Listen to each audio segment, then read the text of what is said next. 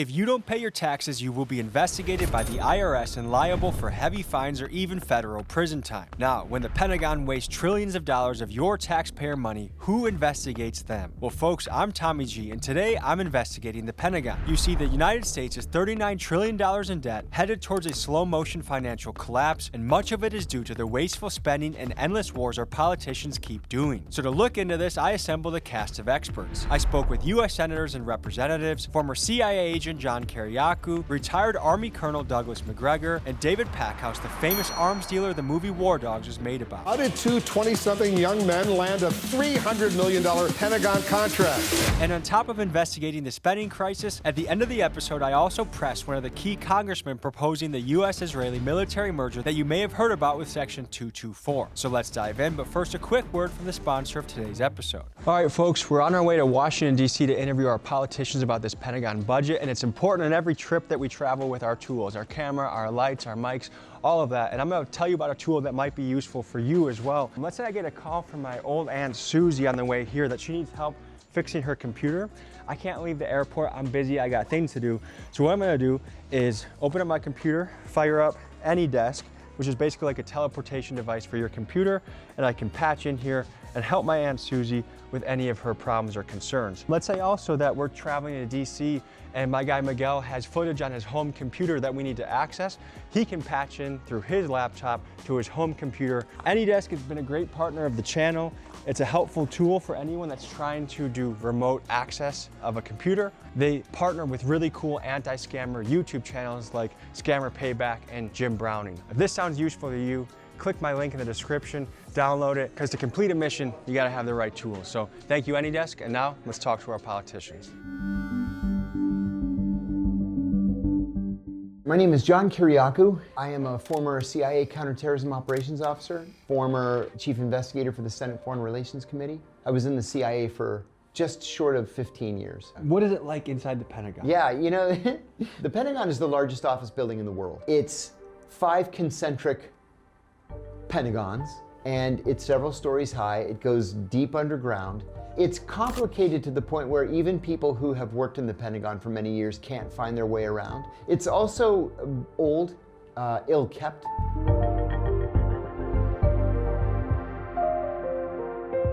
Douglas MacGregor, retired Army Colonel with 28 years of service, former senior advisor to the Secretary of Defense. And which Secretary of Defense? That was Miller. He was the last one under the Trump administration. It never gets smaller. It always grows. And the first thing you have to understand is this business operation is enormous.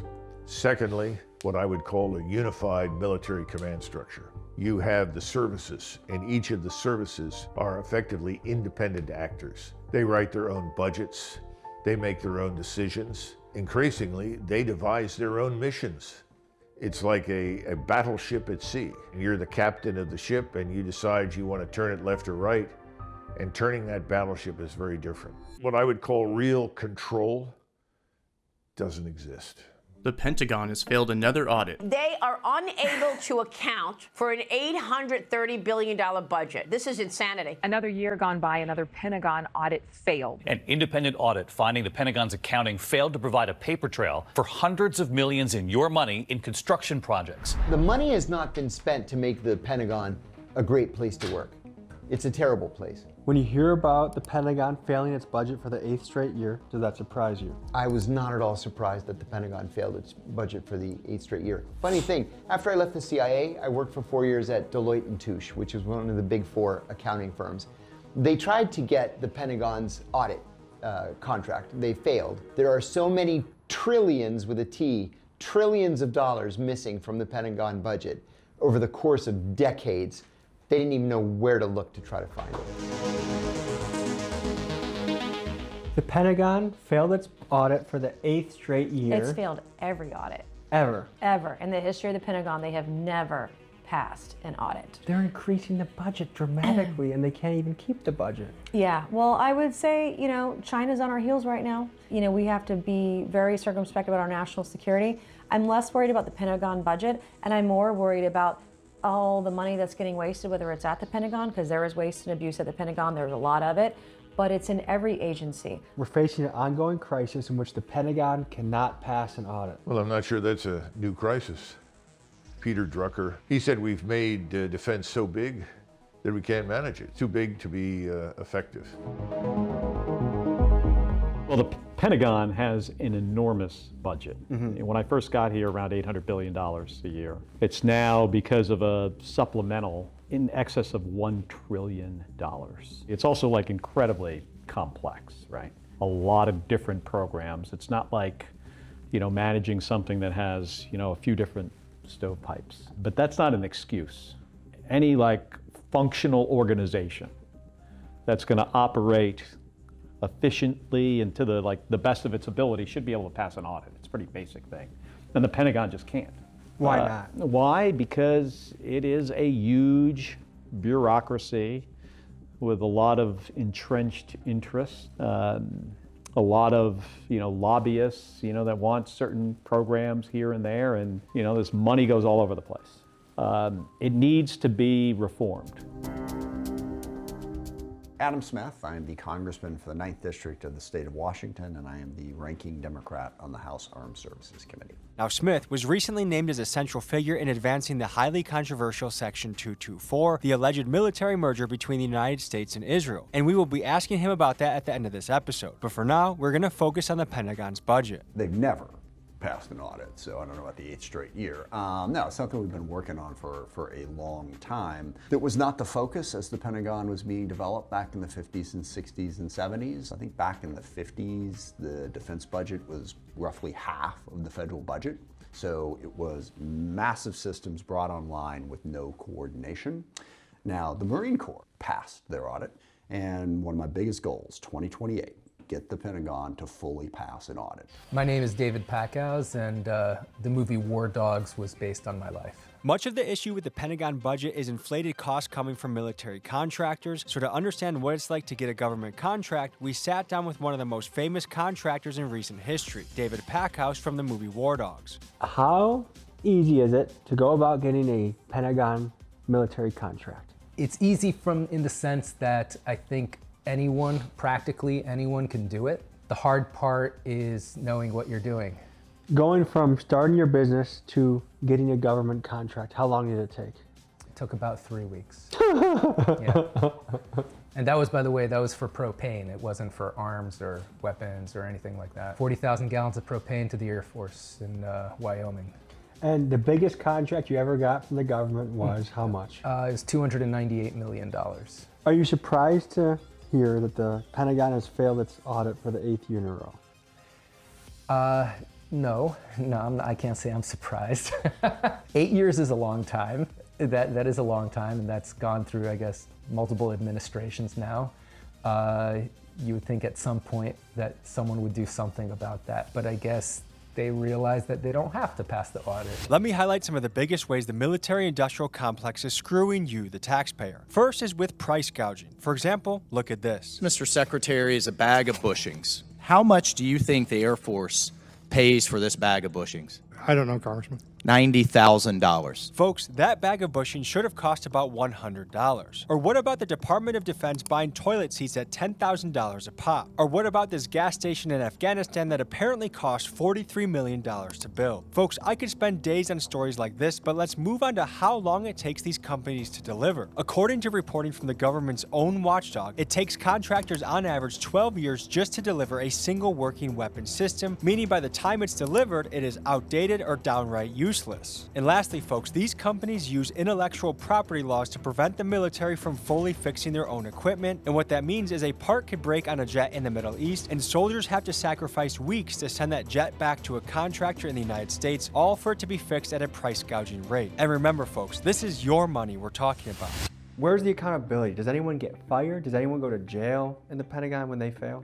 Well, I mean, first of all, you're not going to shut down and bankrupt the Pentagon. I do believe that we need to defend the country. Yeah, because we're funding it endlessly. Well, but yeah, there's that. But there's also the fact that, and I know people are uncomfortable, it is not as bad as everyone says. But we do face threats.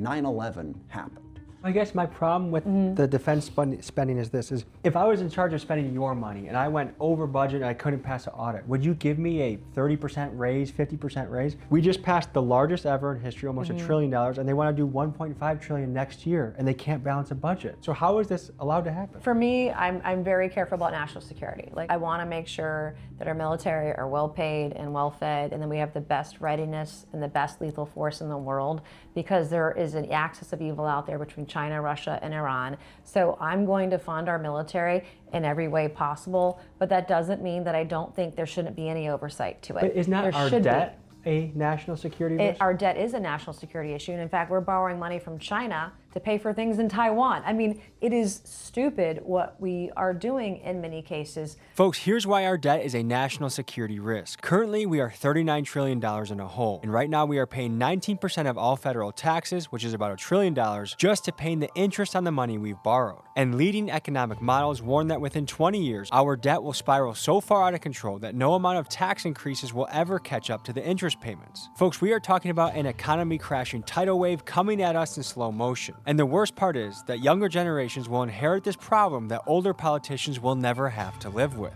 Does anyone get fired in the Pentagon when they fail an audit? No. Folks, after spending $1 trillion, failing another audit, and getting us into a war that nobody wanted, the government is deciding to give themselves a 40% raise. That's right, they are proposing a $1.5 trillion budget fiscal year 2027. Now, to put that money in perspective, that is enough money for every single student in America to go to college for free for the next 20 years, and it's also enough money for every single working parent to have free daycare for their child for the next 7 years. And the crazy thing is, they programmed us that when it's our tax money actually benefiting us, we've been trained to think about these things as entitlements, but when they waste our money year after year, that's just business as usual. When you plot out the curve, eventually, if we stay on the trajectory we're on, we will have a budget that buying one airplane will cost the entire budget. It's a huge organization. It needs to have serious reforms, and we need leadership that's focused on the right thing. That is not these guys. That is not Pete Hegseth. We're in a situation now, financially as a country, that I never expected us to be in. Right. You know, when I was your age, the national debt was about $3 trillion, and it's just went over $39 trillion. It's unbelievable. Yeah, I never thought we'd be here. You know, the last 4 presidents that created this big, huge problem.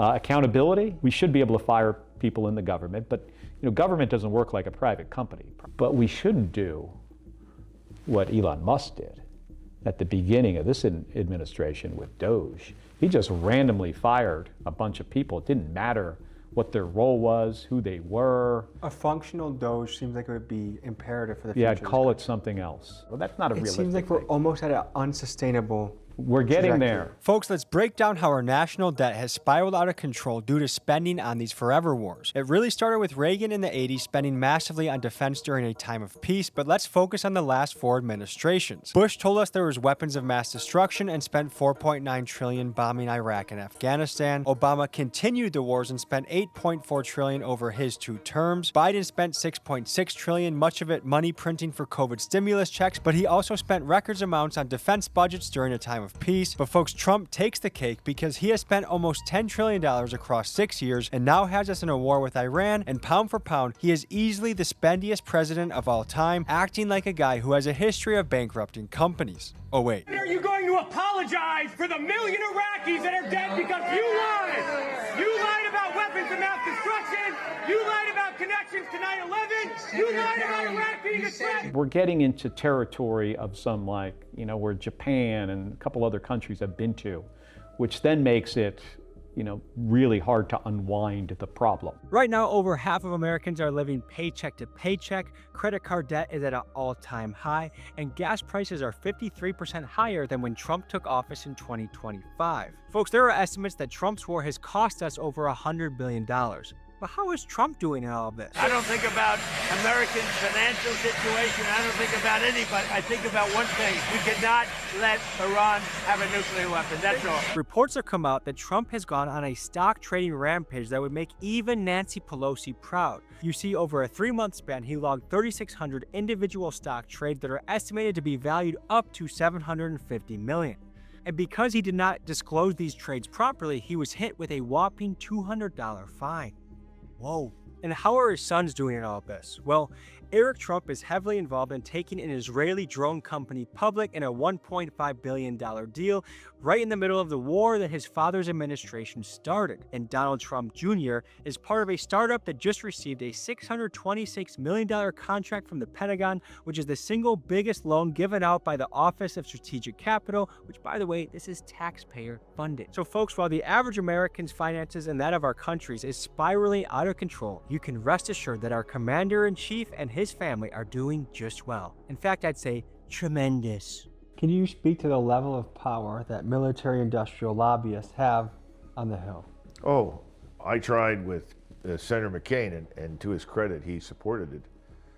I said we need to bring in some other manufacturers, and I wanted to bring in some German companies that build superb military equipment. And the problem was that the Germans had much better assembly lines, much more modern equipment, and much better technology than we were using. So you can imagine what happened. They went to Carl Levin, who was the chairman of the Senate Armed Services Committee, and say, Carl, we don't want any German firms on the ground in this country. Out of question. Why would that be? Because you had problems with some of the General Dynamics, Lockheed Martin, Raytheon, Northrop Grumman. I mean, just go down the list. Do they want competition? No. Contractor Palmer Luckey, he thinks it's because there's a lot less competition. There used to be maybe dozens and dozens of companies competing, and now there's 4 or 5 too big to fail companies in the space. What do you think about that? These smaller companies like Palantir and Anduril and General Atomics and others that have come into the space and have provided, more competition and have showed that they're able to do some hard things and do it at lower cost. We need more of that. Competition is good for the people who fund this. That's the taxpayer. Do you think we need less bases around the world? I think we need less bases, period. We need to have the forces where the threat is. Currently, estimates show that the United States has about 860 military bases sprinkled around the world, which is the most of any country by far. Now, to put this in perspective, let's compare to other countries. It's been said the UK has around 118 bases, Russia has about 35, and China has just 6. So the force we have in Europe, we could reposition some of those forces and put them in places that they would be more effective if we got in a conflict with Russia, and then close some bases. But the good news is that's starting to change. But you now have dozens of different firms out there that are competing with the major primes. And what acquisition reform did is to open that up so that they can more easily compete. What is this year's current spend on defense? The bill that we passed in appropriations was right around $900 billion, but then they did that stupid reconciliation bill where they threw another $156 billion. So right around $1 trillion, a little more than $1 trillion. One issue that's very important to young people, almost unanimously the young people I talk to feel this way, is why do we keep sending money to Israel that needs to be recycled back through our military contractors, but why do we keep sending money to Israel?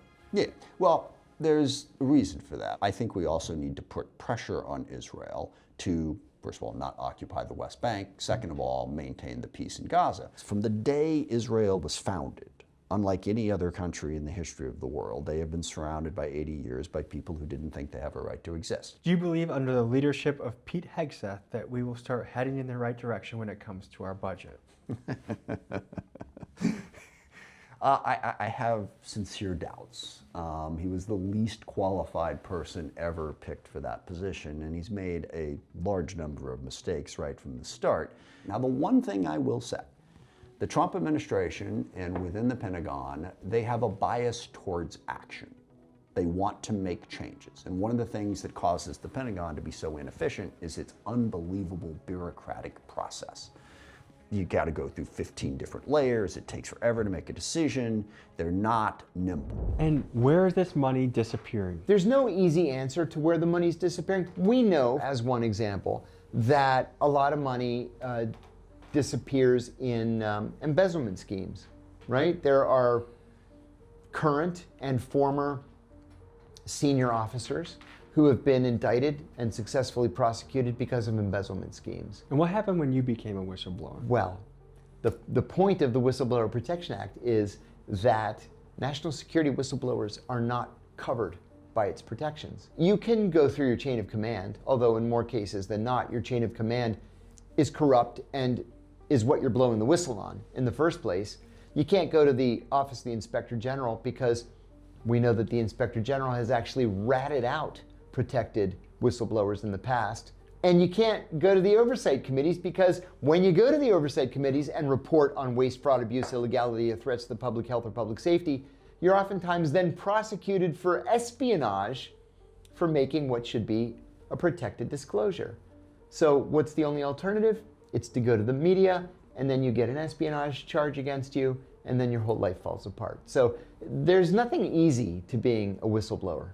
And did that happen to you? That's exactly what happened to me.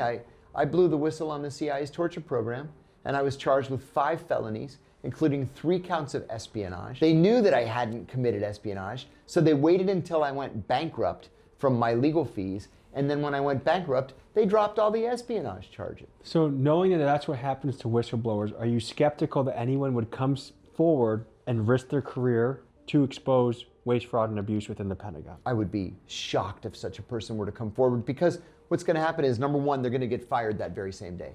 Number two, they're going to be prosecuted. They're going to lose their pension. They're probably going to lose their marriage. That's usually what happens in whistleblower cases. And then you're unemployable for the rest of your life. If whistleblowers were truly protected, do you think we'd have many of them coming from the Pentagon? Yeah, if whistleblowers were truly protected, I think we would have so many whistleblowers coming forward, it would completely reconfigure the government.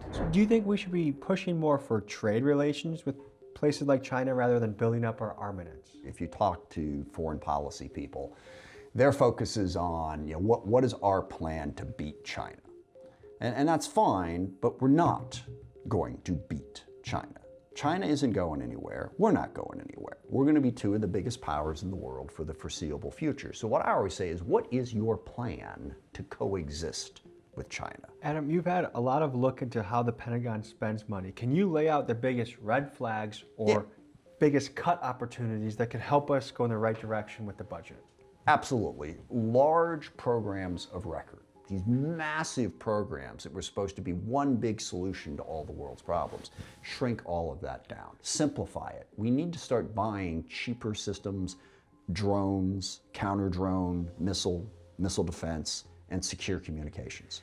Currently, military contractors are building very expensive, complex weapon systems. Just look no further than the F-35 fighter jet program, which Lockheed Martin pitched to the taxpayer as a cost-effective jet. Lockheed Martin won the contract back in 2001, and over time, this project's budget has ballooned to over $2 trillion, making it the most expensive weapons program in human history. Now, a working F-35 is no doubt a massive technological breakthrough to be celebrated. However, a Pentagon report has revealed that only 1 in 4 completed F-35s are actually fully battle-ready because most of them are plagued with software issues so glitchy that the jet's computer crashes mid-flight. And even though the Pentagon has given Lockheed Martin hundreds of millions of dollars in incentive fees for them to finish faster and fix these issues, the delays and problems have only continued. And this is just one of the many cases that highlights the overspending, late delivery, and poor results that the American taxpayer has to put up with. So in other words, we built these extremely complicated and expensive weapon systems when the reality of the world is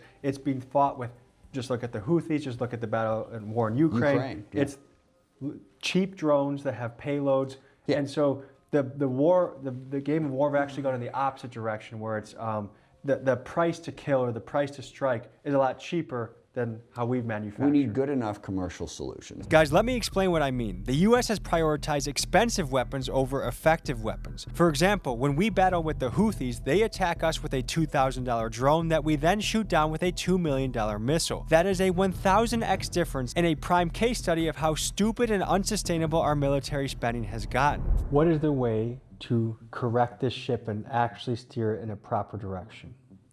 Other than bankruptcy, I can't think of a single one.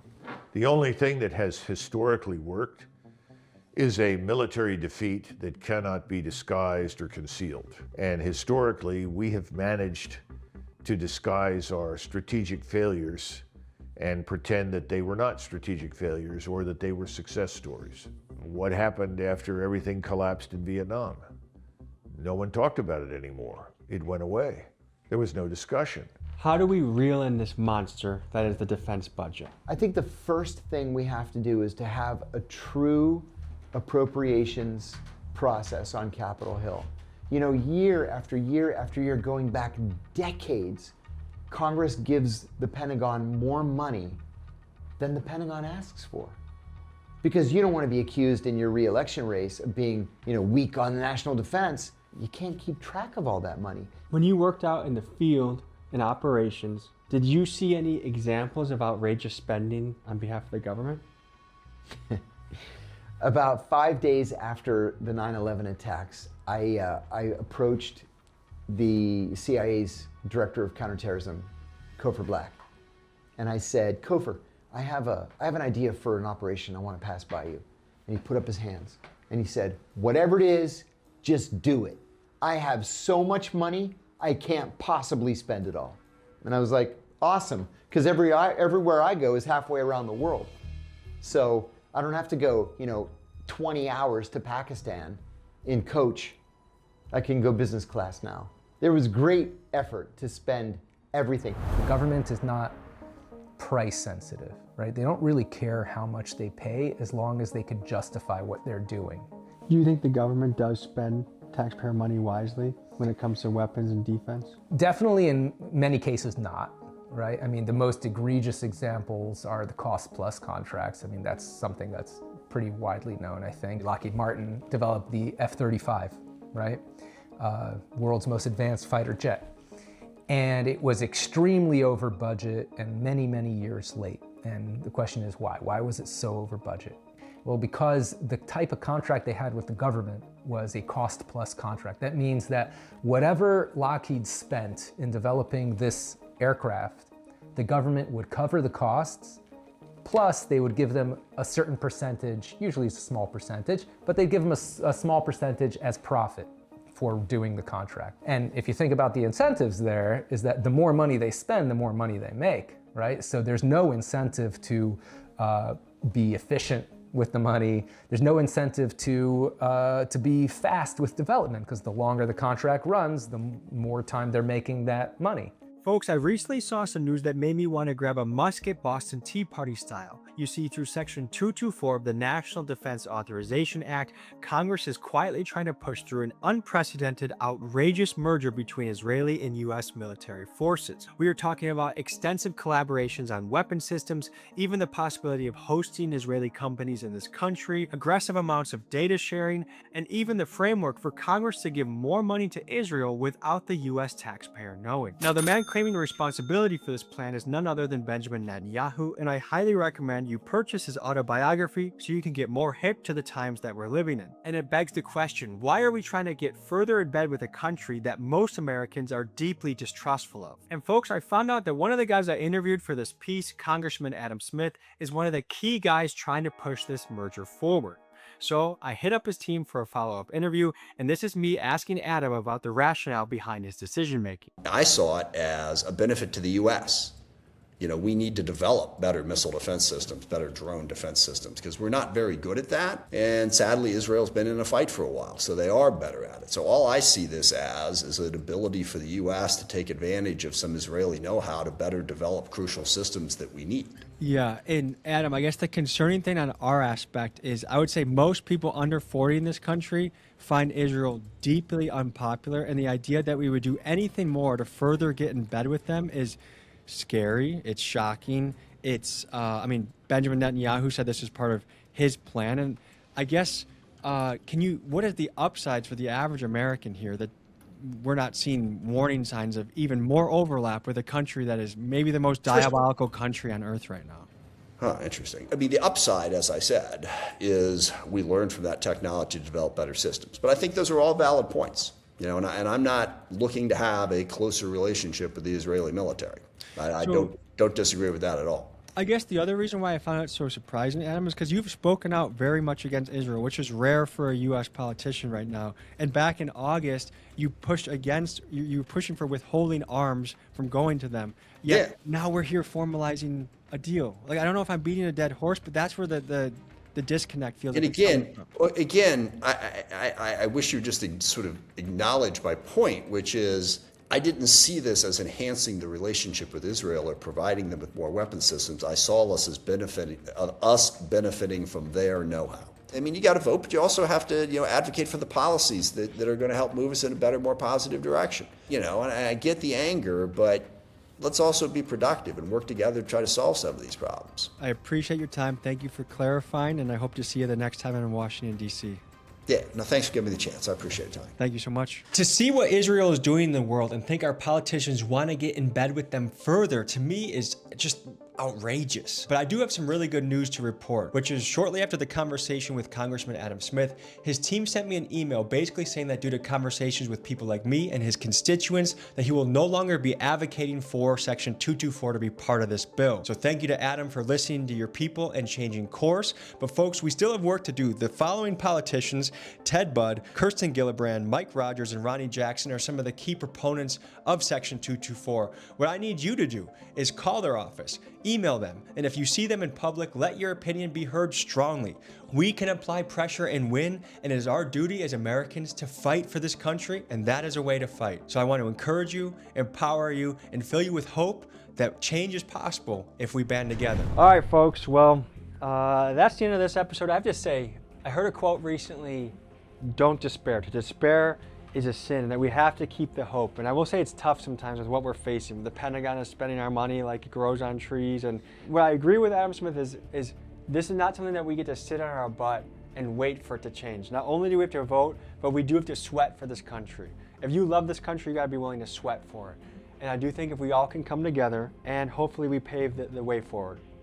We have faced crisis, we've faced devastating odds, and I have faith in the American people, not necessarily the government, that we can come together and build the future that we all want for ourselves and our kids. So thank you guys for watching.